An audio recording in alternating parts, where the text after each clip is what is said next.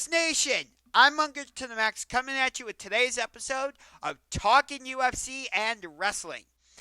That's right, this is not an episode of the Sports Room Talk Show. Why? Because WWE and AEW are taking over the weekend. First, on Saturday afternoon, we've got Night of Champions for WWE from Saudi Arabia. And then on Sunday night, we've got AEW Double or Nothing from the T-Mobile Arena in Las Vegas. So here are the cards as of right now. Starting with Night of Champions. Bianca Belair will defend the Raw Women's Championship in a WrestleMania rematch against Asuka. Rhea Ripley will defend the SmackDown Women's Championship against Natalya. Gunther will defend the Intercontinental Championship against Mustafa Ali. You've got the Undisputed Tag Team Championships on the line as Kevin Owens and Sami Zayn defend against the Bloodline. However, it will not be the Usos representing the Bloodline. It's going to be Roman Reigns and Solo Sikoa. And then you have two non-championship matches. First, you've got Cody Rhodes facing Brock Lesnar. And we've also got Becky Lynch taking on Trish Stratus. Now, as for Double or Nothing, I'm going to pull up the card so I know I'm getting this right. But as of right now, the card is as follows. You've got the Four Pillars match for the undisputed AEW World Championship. MJF defending against Jack Perry. No, I'm not calling him Jungle Boy. Darby Allin and Sammy Guevara. Anarchy in the Arena. The Elite, the Young Bucks, Hangman Adam Page, and Kenny Omega defending against going against Blackpool Combat Club, John Moxley, Claudio Castagnoli, Bryan Danielson, and Wheeler Yuta.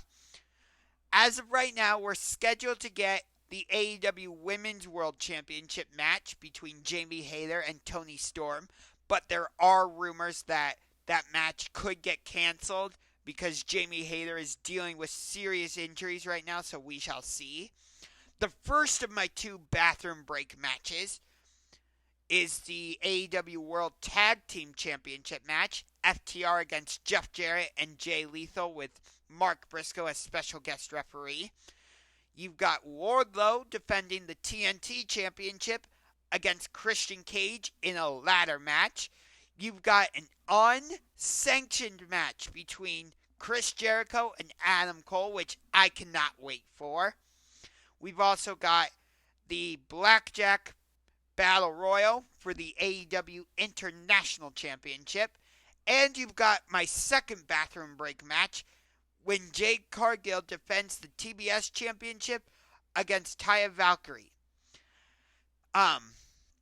So I am absolutely pissed off when it comes to Double or Nothing.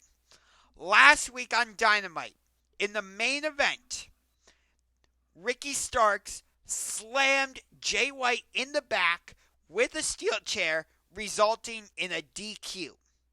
So that would lead you to believe that Jay White and Ricky Starks are going to have a rematch at the pay-per-view, right? Well, no, they're not. Because instead, Ricky Starks and Jay White are both in the 21-person casino battle royal or blackjack battle royal, whatever the fuck it's called. I don't care. The fact that we are not doing this one-on-one match is absolutely ridiculous. I am a huge Ricky Starks fan. I'm probably one of his biggest fans. And I made the statement a couple weeks ago, and I am not moving off this statement unless I'm proven wrong. I think Ricky Starks should be the one that takes the AEW World Championship off of MJF. I am standing by that statement.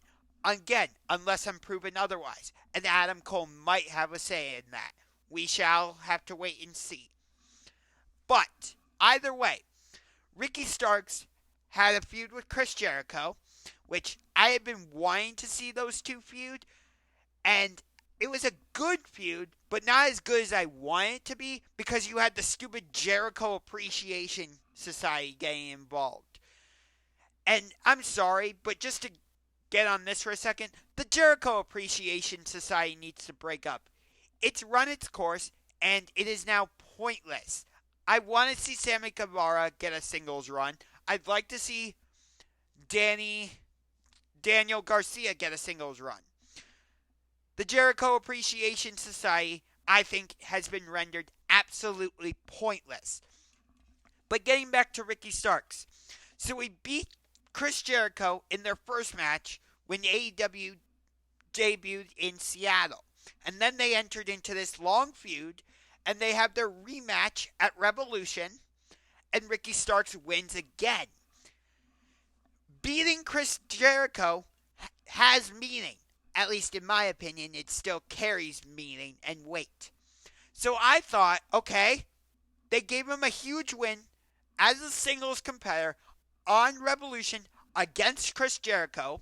That means they're going to attach rockets to Ricky's back, and he's going to continue going up that way until he faces MJF again at Full Gear and takes his title.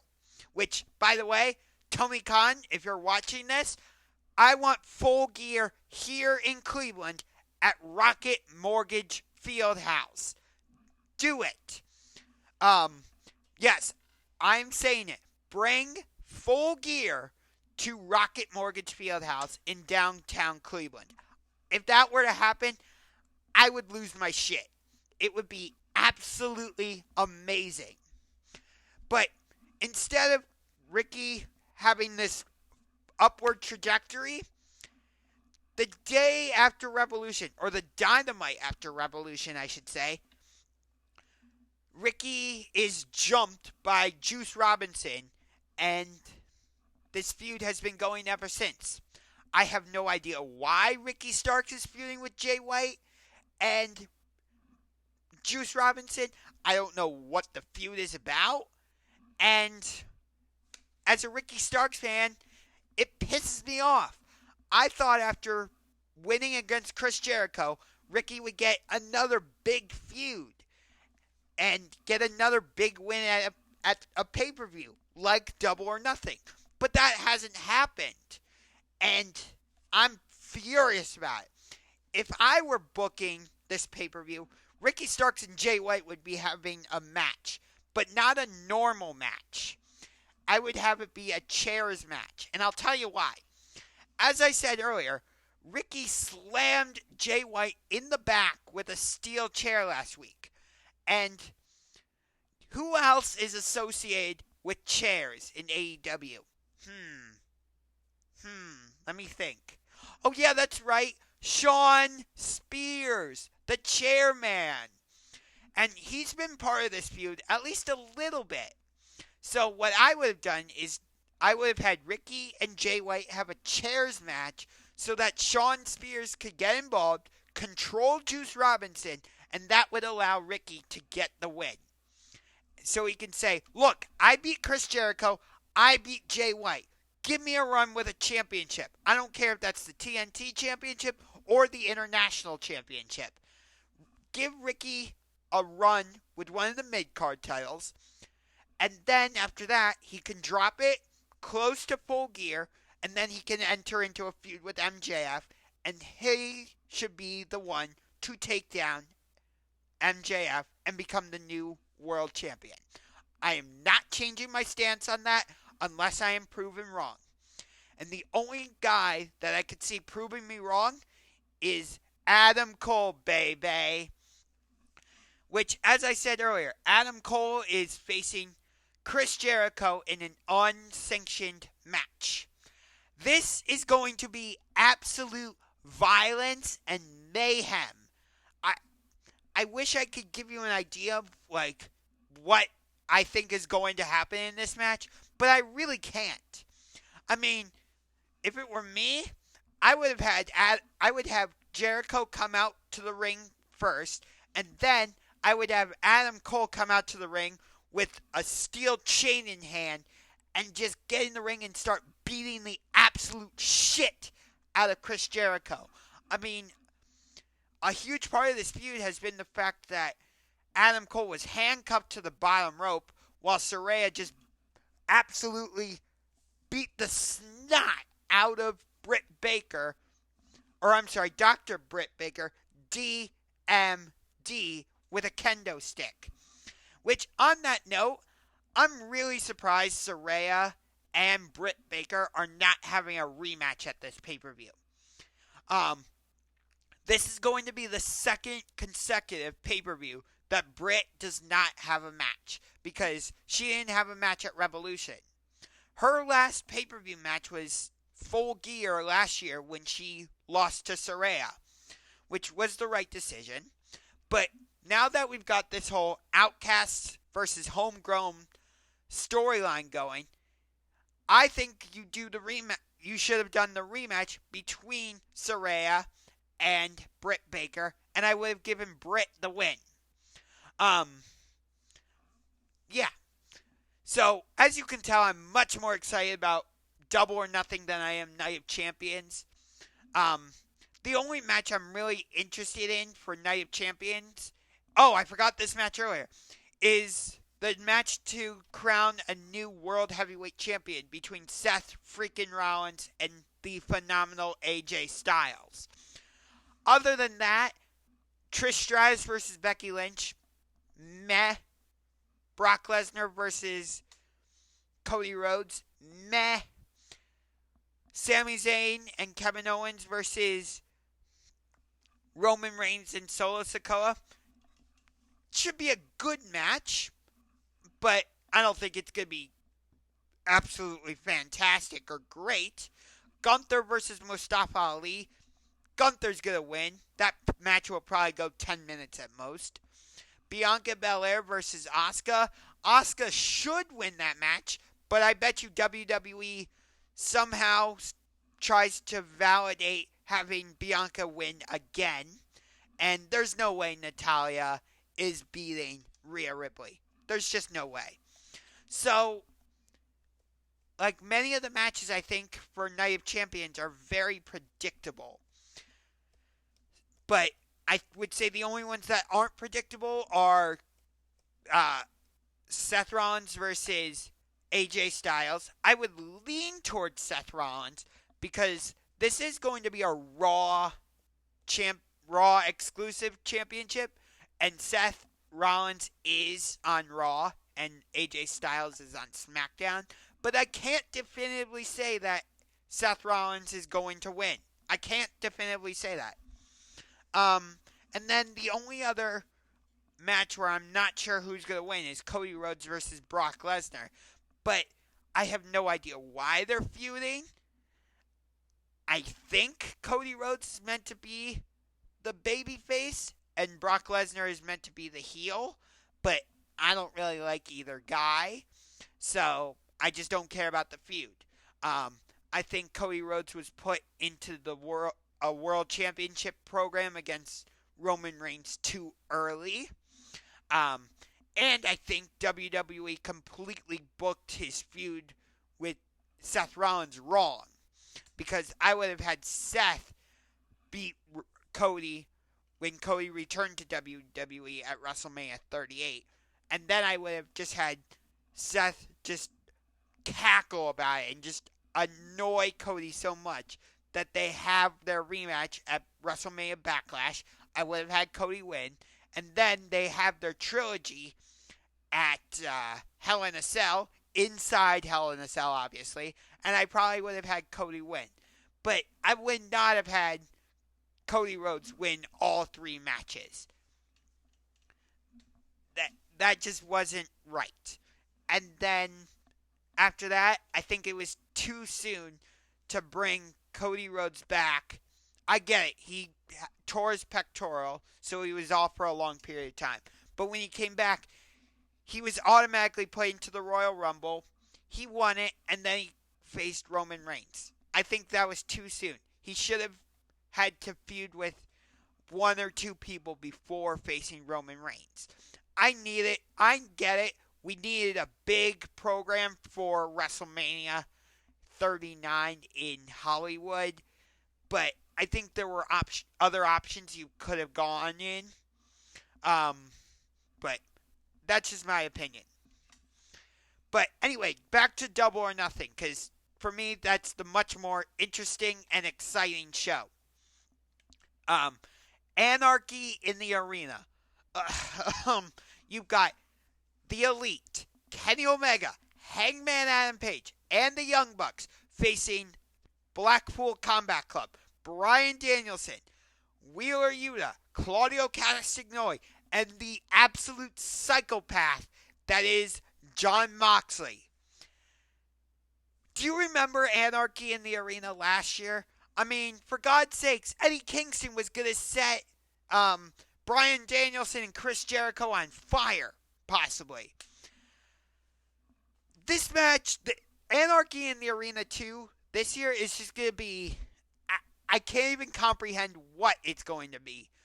It's going to be absolute carnage and violence.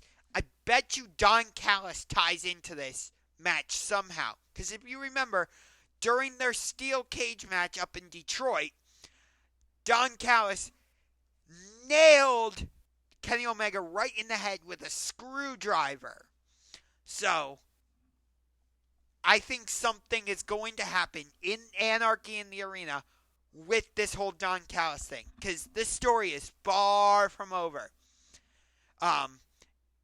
We'll see. I think Blackpool Combat Club are meant to be the heels in this. And the Elite are meant to be the baby faces. But even if that's not the case, it's been a great feud.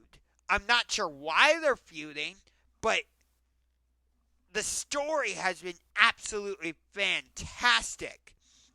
I would say probably the Elite should win because it feels like Blackpool Combat Club has been winning more lately. Because, for example, like Moxley won the steel cage match.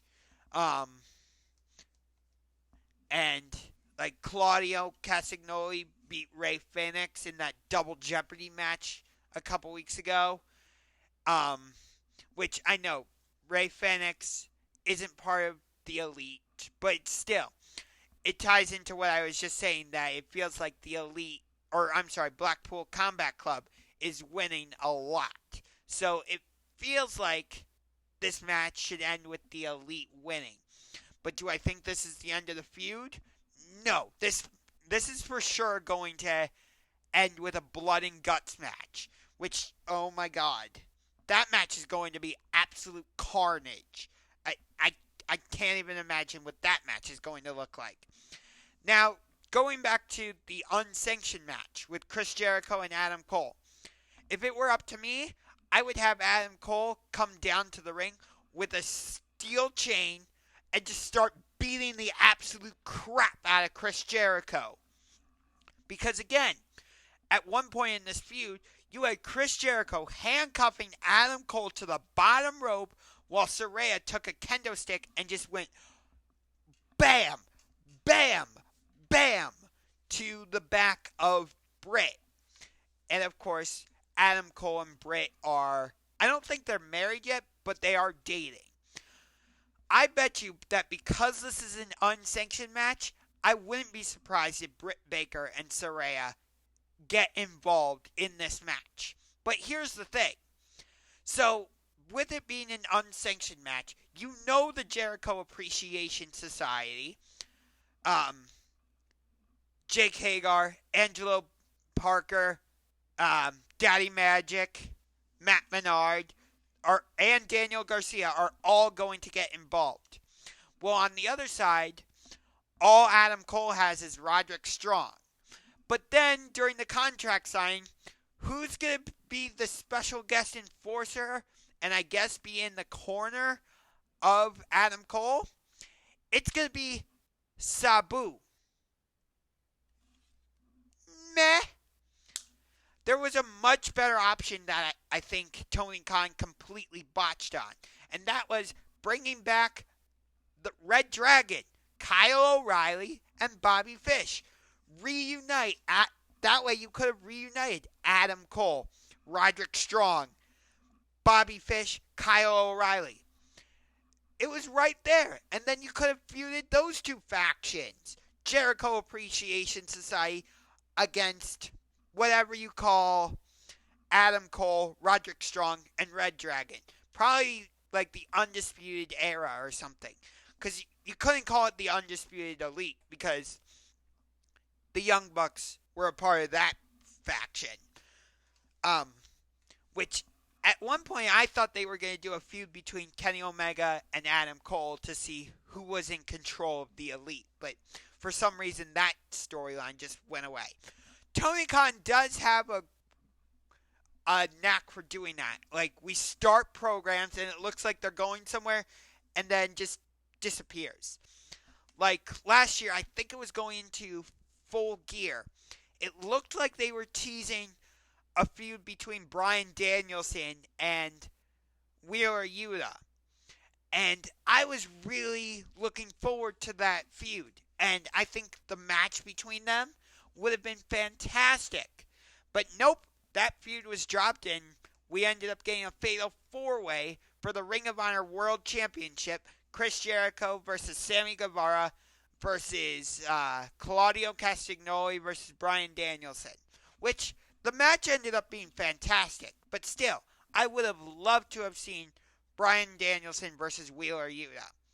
That's actually a singles feud I would like to see. A heel Wheeler Yuta versus babyface Ricky Starks.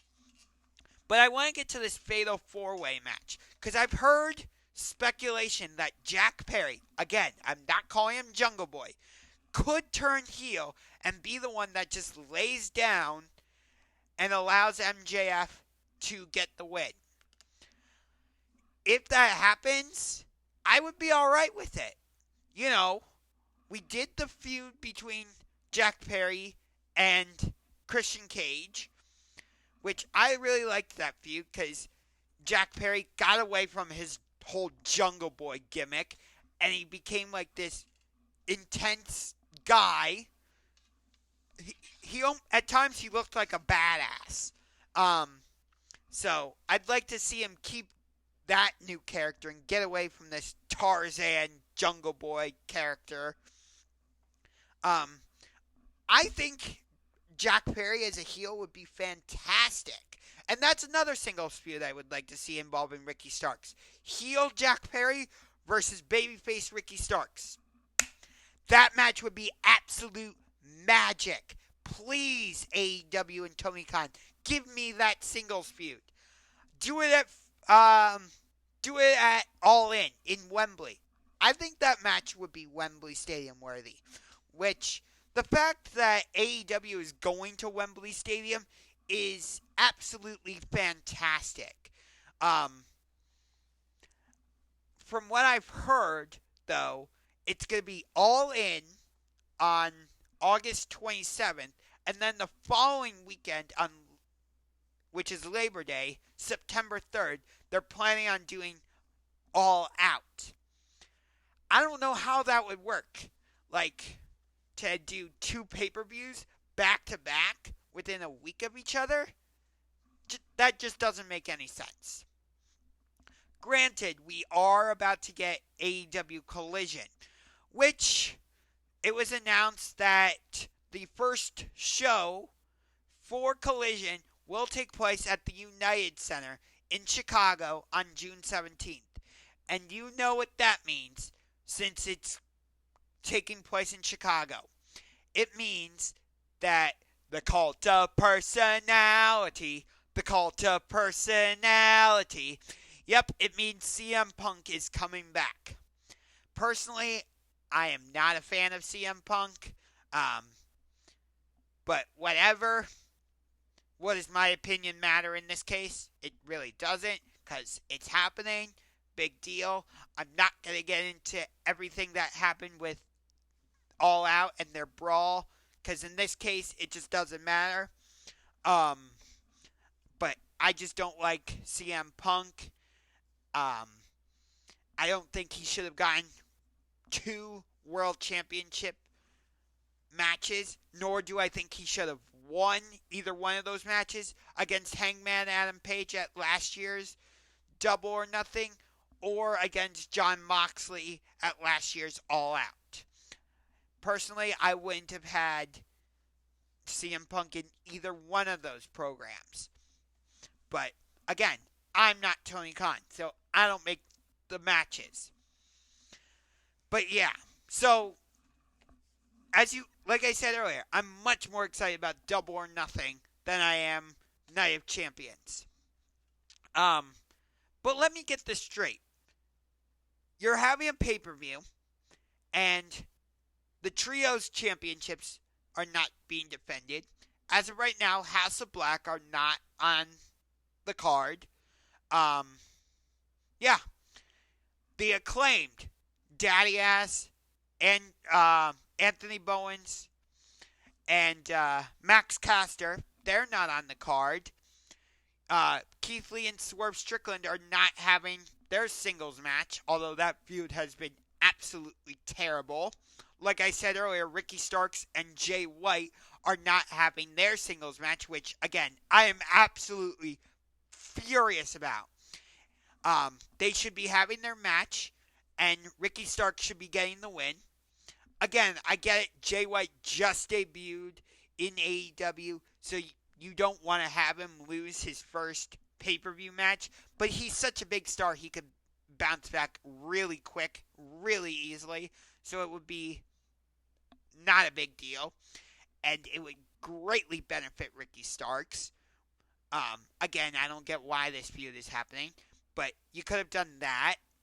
I would have put Britt Baker versus Saraya on this card. Yeah. But nope. Instead, we're not getting any of that. On the kickoff match, which AEW calls 0 Hour, it's the Hardys, and it's supposed to be Isaiah Cassidy, but I read a spoiler, and it's actually going to be Hook instead.